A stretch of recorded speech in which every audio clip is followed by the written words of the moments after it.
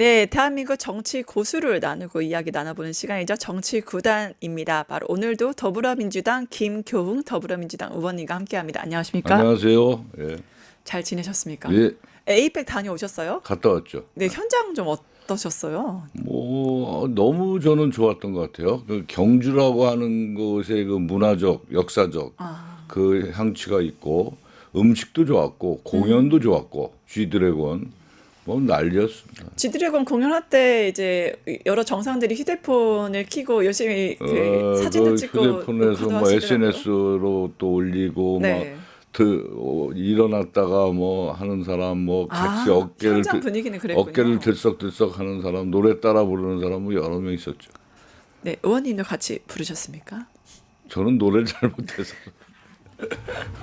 아, 그러면은 흙만 돋궜지 흙만. 현장에서 현장 직접 가보셨으니까 이제 제가 이제 정상들 자리 바로 뒤에 앉았거든요. 네. 그러니까 뭐 바로 앞에 보였죠.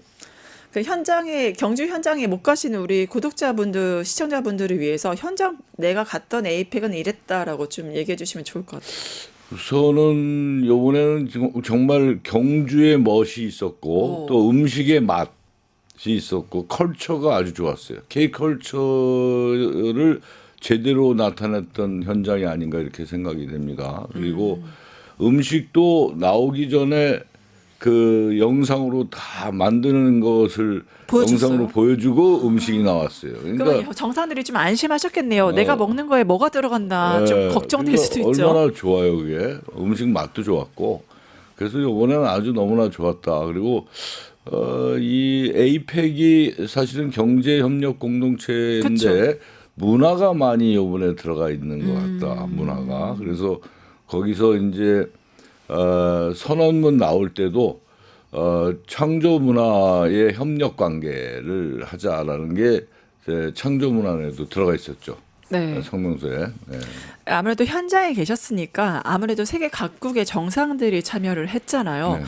뭐 공연을 하든 아니 정상회담을 하든 되게 한국에 대해서 호의적이고 좀 적극적인 반응을 보는 지도자도 있을 것 같긴 해요. 굉장히 많이 네. 호응하고 예를 들어서 떠오르시는 분 어느 분이실까요? 뭐 거기 이제 싱가포르 총리 같은 아, 경우에는 SNS 올리고 네. 뭐 또 말레이시아 총리도 그렇고 말레이시아 총리는 K-pop forever라는 얘기까지도 할 정도로 아주 굉장히 좋았죠 분위기가. 네, 많은 지도자들의 환호 속 그리고 호의적인 감정 속에서 이루어진 성공적인 에이펙이 아니었나 싶긴 합니다. 그 에이펙을 보면서 우리가 한미, 뭐 한중 여러 가지가 있었잖아요. 평가는 좀 어떻게 평가하세요?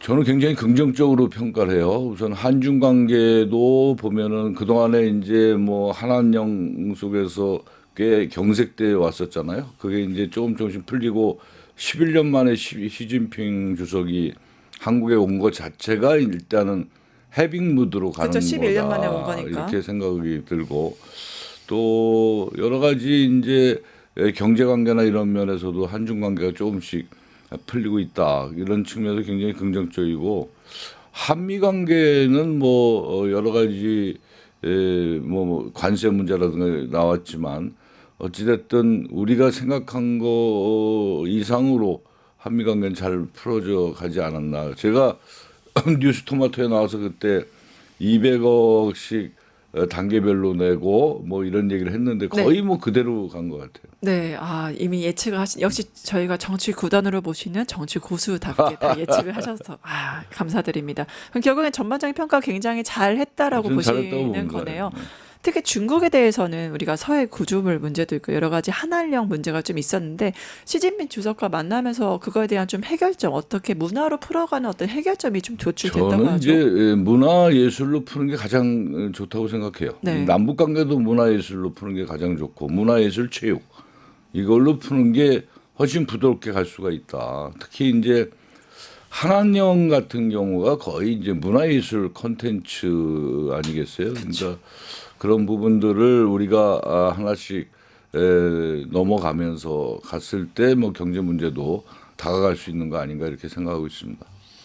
네, 특히 박진영 위원장 장관급 자리에 지금 앉았는데 굉장히 의상도 반짝거리고 화려한 의상을 박진영이 여기 왜 왔지라고 했지만 거기에서 우리가 베이징에서 한번 우리 케이팝 스타들 공연하면 어떠겠느냐 이런 구체적인 제안을 했잖아요. 이게 좀 실효성 있는 제안일까요? 가능하죠.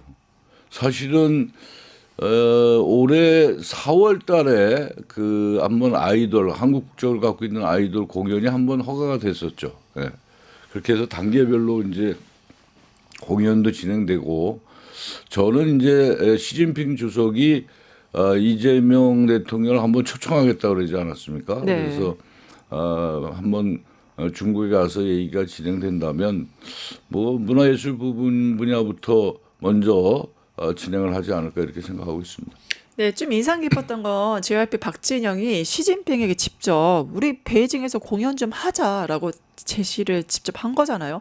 아무래도 박진영을 임명한 이재명 대통령이 해안에 보이는 시점이 아닌가 싶긴 합니다. 박진영 뭐 교류위원장 아주 잘했죠. 예, 예.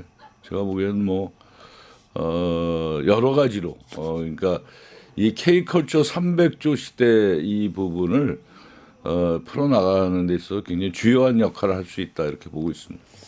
네, 특히 우리 문화적인 측면의 교류, 이게 두 나라의 국민들의 마음을 녹일 수 있는 거일 텐데, 사실 우리나라에서 중국 관련, 특히 문화 콘텐츠 관련 그 작업을 하셨던 많은 문화 예술인 분들, 그리고 그 기획자분들이 한한령 때문에 정말 많은 피해를 많이 봤던 취소가 게 됐고 뭐 여러 사실이잖아요. 가지 그래서 그러면 이 한한령 문제 우리가 해결을 위해서는 좀 어떤 것들이 해결이 먼저 선결돼야 될까요? 일단은 이제 우선 그 회담을 해서 정상회담을 해서 이제 하나씩 풀어나가야 되는데 이게 한한령 하나로 묶여져 있는 게 아니라 중국하고 관계 속에서 경제, 외교, 뭐 군사 문제 여러 가지가 이제 묶여져 있어서 한 번에 무자르듯이 갈 수는 없다고 봐요. 그러나 이제 단계별로 해서 이제 공연이 되고 사실은 2017년도 한한년이 되기 전에 2016년까지 중국의 이 관광객이 한국에 오는 관광객이 800만 정도까지 됐었거든요. 네.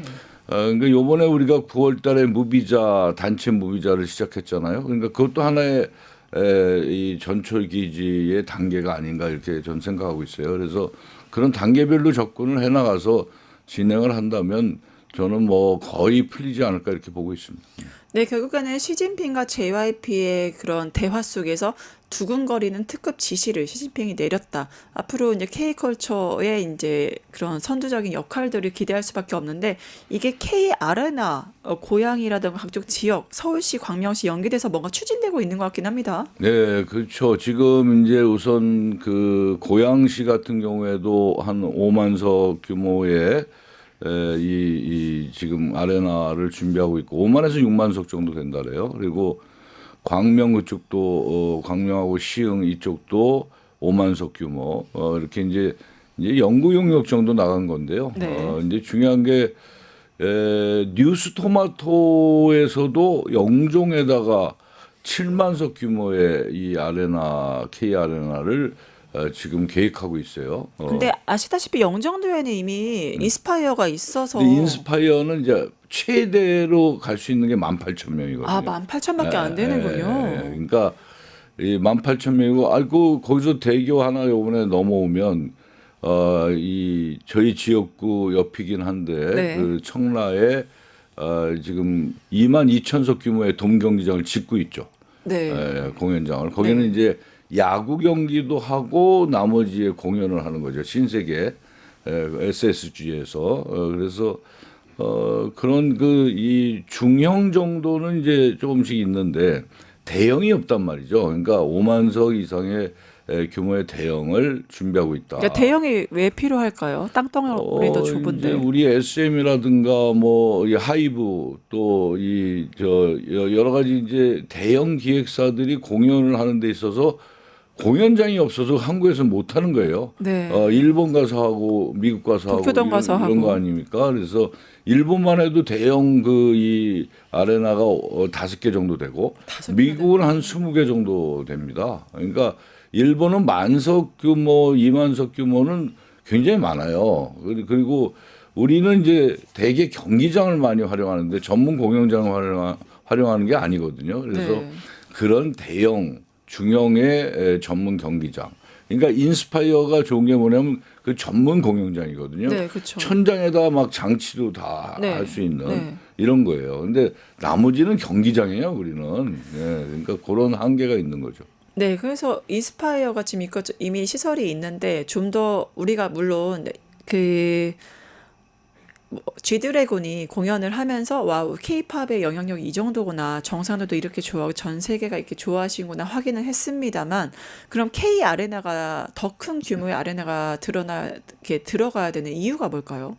그러니까 필요성과. 이제 이런 거죠. 외국에 우리는 공연장이 없기 때문에 외국 가서 하거든요. 일본, 미국 이런 다른 나라에. 그러니까 인바운드 3천만 명 시대의 관광을 열려면 우리 국내에서 하면서 외국인들을 국내에 오게 하고 여기서 먹고 마시고 쉴 수 있는 공간을 만들어 주는 거, 이것이 국내 관광객의 이 인바운드 3천만 명 시대를 우리가 열어 나갈 수 있다, 이런 겁니다. 네. 예.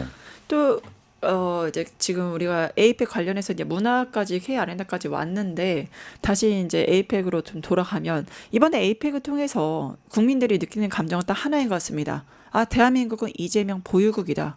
이보다 더 잘할 수 없다. 이렇게 평가를 할 것 같은데, 결국엔 또 이재명 대통령 그 외교 안보 이런 국제적인 이슈뿐만 아니라 국내적인 이슈에서도 뭔가 조치를 하고 있잖아요. 예를 들어서 정부 자산에 대한 매각을 전면 중단한다. 이게 좀 어떠한 함의를 가질까요?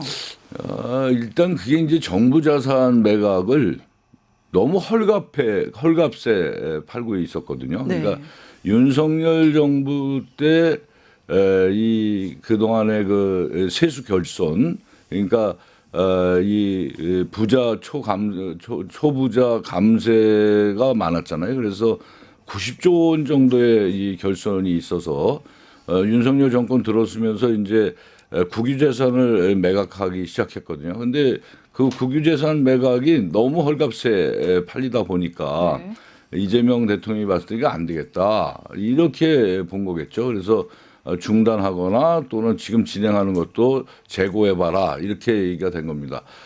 이 서초동에 뭐 건물 하나가 190억 하는 걸 123억에 팔린다든가 뭐 이런 거 아니에요, 지금 상황이. 예. 그러니까 지금 이 매각하고 하는 데 있어서 한 65%가 감정가보다 떨어져 있게끔 파는 거예요. 그러니까 굉장히 국유 이 자산의 손실을 가져온다, 이렇게 보는 거죠. 네, 결국에는 국가 이익을 지키기 위해서 외교적으로도 최선을 다하고 국내적으로도 이런 조치를 취하고 있다. 다시 한번 정말 우리가 투표를 하는 효능감을 느끼게 하는 순간이 아닌가 싶은데요.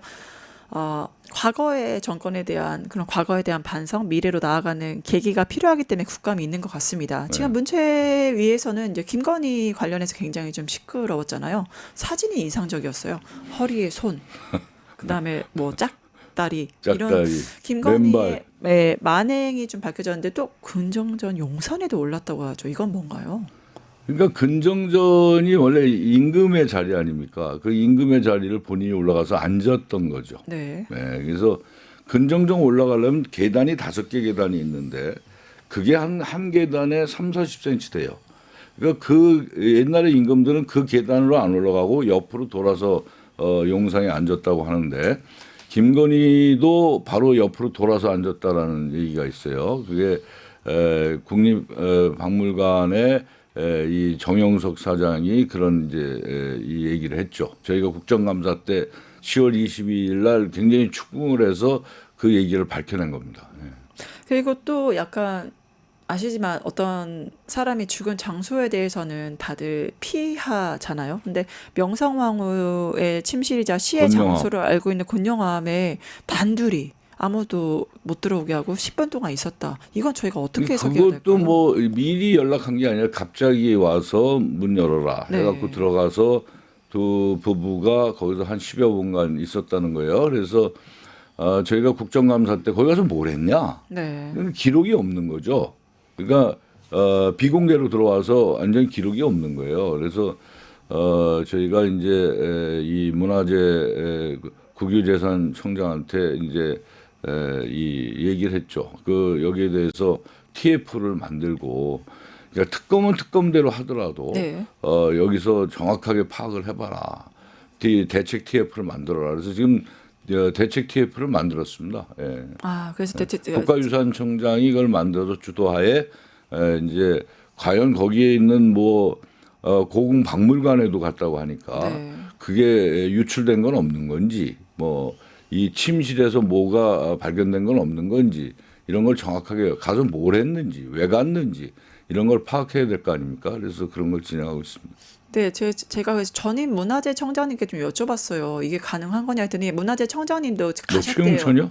네? 최웅천? 네. 나중에 이름 실명은 나중에 물어봤더니 전전인데 전전. 네, 전전 물어봤더니 이게 업무 사항의 이유가 있을 때는 들어간대요. 대신에 기록을 남겨야 기록을 되고. 남겨야죠. 근데 그리고 2인 이상 들어가야죠. 그러니까요. 네. 그러니까 업무상 명확한 이유가 있을 때만 들어갈 수 있는 곳들인데 이거를 문 열어라고 예고도 없이 들어간 것 자체가 비상식적이다라고 이제 말씀을 제가 하시더라고요. 이제 안타까운 거는 이제 김건희, 윤석열이 더 큰 문제지만 또 하나는 그걸 관리하는 이 문화재청의 직원들이 막았어야죠. 예? 그건 막아야 됩니다. 이건 아닙니다. 안 됩니다. 그런 공무원이 없다는 게 좀 아쉽긴 하고, 또 거기를 밀치고 들어가는 윤석열, 김건희는 더한 거고, 이렇게 저는 보고 있습니다. 네, 결국에는 명성황후 침실까지 갔던 윤석열, 김건희인데 이러한 뭐 어떤 분들이 이렇게 얘기해요. 김건희의 문화유산 답사기 아니냐 이렇게 얘기도 하고 이제 국가유산 국보농단이죠. 국보농단. 국보논단 이제 이런 국가유산을 사유한 행위에 대해서 이제 조치들이 어떤 게 좀 필요하다고 보세요? 일단은 이제 오늘이죠. 오늘 특검에서 신수진 전 그 문체비서관, 네. 그 청와대 대통령실, 거기를 오늘 이제 소환을 합니다.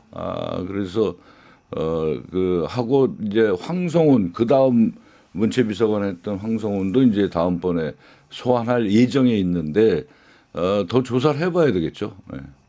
네, 결국에는 문체위가 김건희 관련해서 많은 이제 그 뭐라고 할까 음모라고 할까 의혹들을 많이 밝혀내서 국민들의 알 권리를 충족시켰다고 봅니다. 분명히 과거에 대한 반성과 그런 제 다짐 속에 미래로 나아가야 될 텐데 이번 특히 딱 하나로 이번 문체위 성과를 딱 하나로 꼽는다면 뭐가 있을까요? 우선 국보농단에 대해서 이제 그 실체를 밝혔다라는 것이고요. 네. 그래서 이제 윤석열 정권의 문제점을 바로잡고 이제 향후 대한민국이 문화 강국으로 가는 토대를 좀 만들었다, 이렇게 보고 있습니다. 네, 문화 강국의 토대인데 또 이제 우리가 여러 가지 국가의 공공기관들이 필요성이 있으면 만들게 되잖아요. 이제 이름을 아마 처음 들어보신 분들도 많을 텐데요. 문화예술유통공사.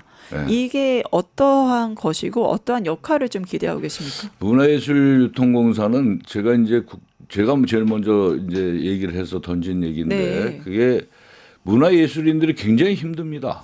이제 공연을 할래도 공연할 장소부터 해서 공연하는 데 들어가는 예산부터 해서 또 관객하고의 소통 문제, 연결 문제, 이런 것들이 굉장히 어렵고, 그 공연을 했을 때 유통시키는 거, 유통이 되게 어려워요. 제가 이제 가수들이나 이제 이 문화예술인들을 만나면 가장 문화예술에서 중요한 게 유통 문제라고 얘기를 하니까요. 유통. 그러니까 문화예술의 유통공사라고 하는 것이 뭐냐면, 이제 우리가 내가 좋아하는 가수가 어디서 공연을 하는지 네. 딱 키보드에서 치면은 딱 나오는 거죠. 그리고 공연하는 아티스트들이 나는 요번에 한 5천 명 규모 또는 10,000명 규모로 공연을 하고 싶은데 장소가 어디가 좋을까? 딱 치면은 그게 이제 어디 장소가 나오고, 그럼 거기 음향이나 조명은 제대로 스펙이 맞는가? 뭐 이런 것들도 다 검색해서 할 수 있게끔 이 종합 플랫폼을 만드는 거죠. 문화예술 플랫폼. 그리고 문화예술인들이 예산이 부족해서 공연을 못할 때 지원해 주는 겁니다. 펀드를 조성해서 지원해 주고 나중에 그게 이제 이익배당 받으면 또 다른 문화예술 공연에 지원해 주고, 이래서 하나의 종합 플랫폼을 만들어서 진행을 하자. 그리고 예를 들면 우리 아이가 미취학, 학교를 안 다니는데 미취학 아동이 볼 수 있는 공연이 뭐가 있을까? 딱 치면은 쭉 떠서 찾아갈 수 있는. 그러니까 아티스트, 이 예술인과 또는 관객과 공연장이 같이 이 일직선상에서 서로 교류하면서 찾아낼 수 있는, 소통할 수 있는 뭐 이런 유통을 할 수 있는 게 유통공사입니다. 그리고 이제 마지막 질문이 될 것 같은데 김대중 대통령께서 과거에 이런 말씀하셨잖아요.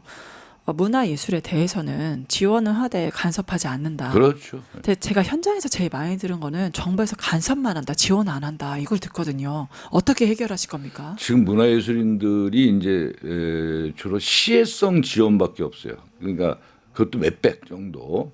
그것도 제가 보기엔 문제라 이제 유통공사를 제가 이제 얘기한 것이고, 문화예술인들은 정책적으로 지원을 하되 간섭하면 안 되는 거예요. 그러니까 스스로 일깨울 수 있게끔, 스스로 역량을 발휘할 수 있게끔 만들어 주는 것, 그런 토양을 만드는 것이 가장 중요합니다. 그래서 지금 우리가 문화예술을 두 부류로 보는데, 하나는 순수 문화예술이 있고, 네. 하나는 문화예술을 산업화시키는 거죠. 그래서 지금 최희용 문체부 장관은 사실은 산업화시키는 거에 더 특화되어 있는 분이에요. 과거에 그분이 걸어왔던 길이. 네. 그래서 제가 누누이 이제 얘기를 하는 게, 문화예술의 산업화도 중요하지만 더 중요한 거는 또 문화예술의 순수성. 순수 문화예술을 순수 문화예술의 토대 위에 산업화가 돼야 된다. 그렇죠. 이렇게 보고 있습니다. 결국엔 과학기술이 뭐 AI까지 가려면 순수 수학 과학에 대한 그렇습니다. 존중과 그 그게 지원이 토대 구축이 있을 때 돼야 경쟁력이 생기는 거죠. 네, 순수 예술에 대한 지원도 좀 기대를 해보도록 네. 하겠습니다. 지금의 우리가 빌딩 숲을 살고 있는데 마음의 숲을 만들 수 있는 문화예술인들이 많이 나오기를 이제 네. 고대를 좀 해봅니다. 네, 문화는 만국의 공통 언어인 만큼 많은 역할을 하고 계시는 김경호 의원님과 함께했고요. 정치구단 여기까지 하겠습니다. 감사합니다. 네, 감사합니다. 유튜브 구독하고 실시간 채팅과 댓글을 남기시면 매일매일 7,000TTCO를 드립니다. 참여 방법은 통통물 어플을 다운로드하고 회원가입과 로그인을 해주세요. 마이페이지에서 나의 회원 고유 번호를 복사해주세요.